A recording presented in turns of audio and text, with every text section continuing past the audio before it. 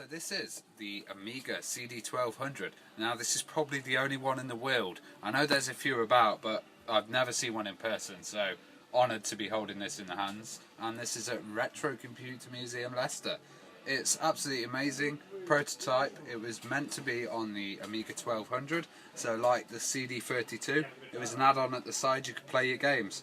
Let's look at it. It's got this beautiful white plastic here, and on the side you've got headphones and volume ports. On the other side you have nothing. Now everyone thought you'd maybe connect with the PC MIA slot, but that doesn't seem to be on here.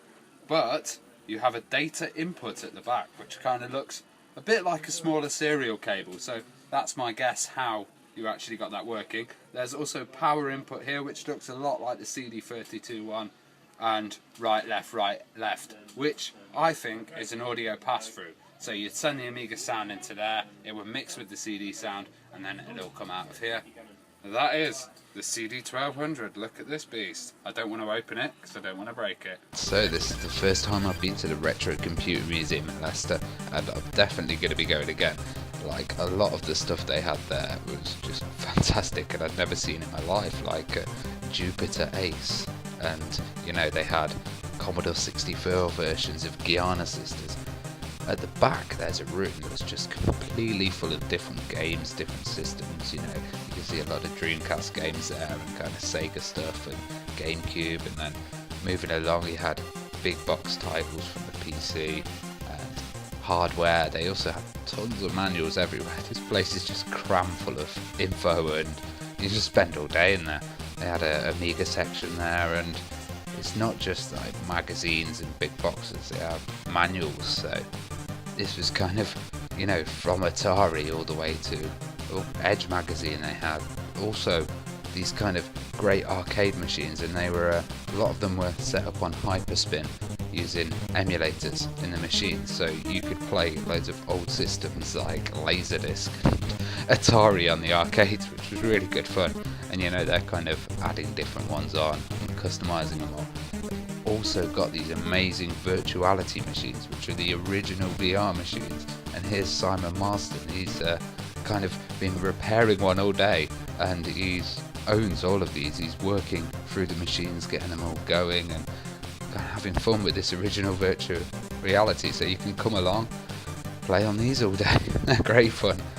I set up my Amiga there in the corner, Vampire, just to give them a show, but they had all these units out, and this room's fabulous. It's just like someone's living room. You can go in there, sit down and play. They've got, you know, Jag there with like tons of games and some titles I've never actually seen. I think that's a Turbo Graphics or a Famicom Twin System. They've got just NES bongos, you know, Amiga 4000 there, Commodore PET up there. They've got, you know, what is it? Next box, yeah, that's the next one, but in a design that I'd never kind of seen before, 3 separate ones. And it was great. People were just kind of playing games, and they had, you know, your classics there. They've also got quite a lot of stuff on SD cards and different systems, so if there's a game you want to play, you can ask them.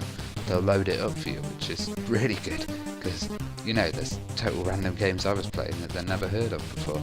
And some of these systems are really nice, like these Spectrums are all kind of signed by musicians and like really famous people. You know, you've got Mev Dink on there, you've got Jonathan Cordwell, some people that have been on the Retro Hour as well.